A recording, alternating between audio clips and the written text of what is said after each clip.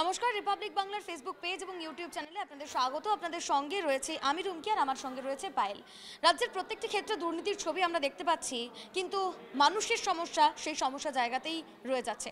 প্রত্যেক বছর বর্ষাকাল এলে আমরা মুর্শিদাবাদের শামশেরগঞ্জের ছবি দেখতে পাই, যেখানে নদী তীরবর্তী যারা বাসিন্দারা রয়েছে তারা কী সমস্যার মধ্যে পড়েন সেই ছবিটা দেখা যায়। আস্ত বাড়ি দোকান সমস্ত জলের তলায় চলে যায়, আর দীর্ঘদিন ধরে ওই শামশেরগঞ্জের বাসিন্দারা এই সমস্যার মধ্যে আছেন, এবং সেই কারণে প্রশাসনের তরফ থেকে সতর্ক বার্তা দেওয়া হয়, অন্যত্র সরিয়ে নিয়ে যাওয়া হয়। কোথায় নিয়ে যাওয়া হয়?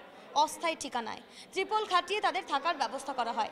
আর 30টি পরিবার শামশেরগঞ্জের এখন সেইভাবে, অর্থাৎ এই শীতের মধ্যে, বর্ষাতে তাদের বাড়ি ভেঙেছিল, কিন্তু এই শীতের মধ্যেও তাদেরকে ওই ত্রিপলের নিচেই থাকতে হচ্ছে। কেন থাকতে হবে এই প্রশ্নটা উঠছে, যেখানে স্থানীয় বাসিন্দারা বা এই দুর্ভোগগ্রস্ত যারা বাসিন্দারা রয়েছেন তারা বলছেন যে কাটমানি নিচ্ছে রাজ্যের সরকার, টাকা আসছে অথচ তাদের হাতে পৌঁছচ্ছে না। তাই তো পায়েল?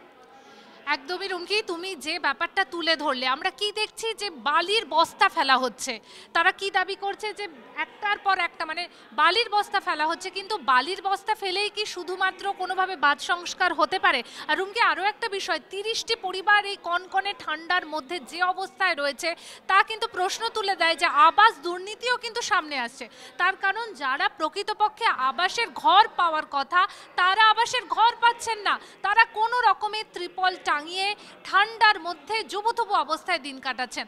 আরও একটা বিষয় কিন্তু প্রশ্ন উঠছে রুমকি, তুমি দেখো যে যেই ঘটনাটা ঘটছে সেখানে কিন্তু তারা দাবি করছে যে যখন তারা বন্যায় মুখে পড়েছিল সেই সময় একবার মাত্র সরকারের তরফ থেকে তারা সাহায্য পেয়েছিল, তাদের কিছু ত্রিপল দেওয়া হয়েছিল, শাড়ি জামা কাপড় দেওয়া হয়েছিল। এরপর কিন্তু অনেকটা সময় কেটে গেছে, সরকারের তরফ থেকে কোনো রকম সাহায্য তো মেলেইনি। গ্রামবাসীদের কিন্তু একটাই দাবি উঠছে যে কেন তাদেরকে আবাসের ঘর দেওয়া হবে না, কেন সরকারি যে বিভিন্ন প্রকল্পগুলো রয়েছে সেগুলোর সুবিধে তারা পাবে না, আর কেন বারবার বাঁধ সংস্কার করতে হবে, নদীর পাড় সংস্কার করতে হবে, সেই প্রশ্ন বা সেই অভিযোগ কেন তাদের জানাতে হবে।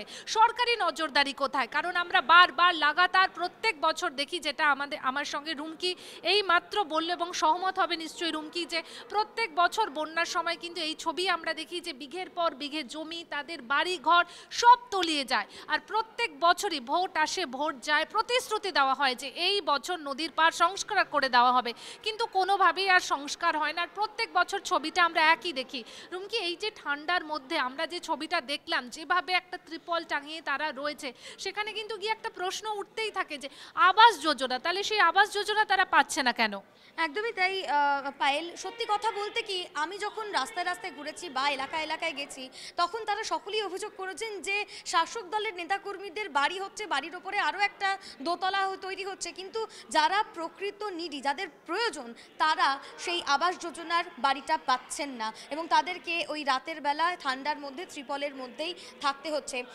তৃণমূলের বা শাসক দলের কাটমানি অভিযোগ, তোলাবাজির অভিযোগ তো রয়েছে, তার সঙ্গে উদাসীনতার অভিযোগ করছেন স্থানীয় বাসিন্দারা। আমরা প্রত্যেকদিন এরকম খবর নিয়ে আপনাদের সামনে হাজির হই, যাতে সমস্ত খবরের আপডেট আপনারা সোশ্যাল মিডিয়া থেকেও পেতে পারেন। সেই কারণে রিপাবলিক বাংলার ফেসবুক পেজ ফলো করবেন, রিপাবলিক বাংলার ইউটিউব চ্যানেল ফলো করবেন, সেখানে 24 ঘন্টা লাইভ স্ট্রিমিং চলে, সমস্ত খবরের আপডেট আপনারা সেখান থেকে দেখতে পারবেন। এবং এরই পাশাপাশি এরকম কন্টেন্টের মাধ্যমেও আমরা সমস্ত খবরের আপডেট আপনাদের সামনে দিয়ে থাকি। অন্যান্য সমস্ত খবর, ব্রেকিং নিউজ আপডেটের জন্য অবশ্যই আপনাদের দেখতে হবে রিপাবলিক বাংলা। নানা ধরনের কন্টেন্ট দেখার জন্য লাইক করুন, শেয়ার করুন আমাদের ফেসবুক পেজ, সাবস্ক্রাইব করুন আমাদের ইউটিউব চ্যানেল। পাশাপাশি অন্যান্য ব্রেকিং নিউজের জন্য অবশ্যই চোখ রাখুন রিপাবলিক বাংলায়।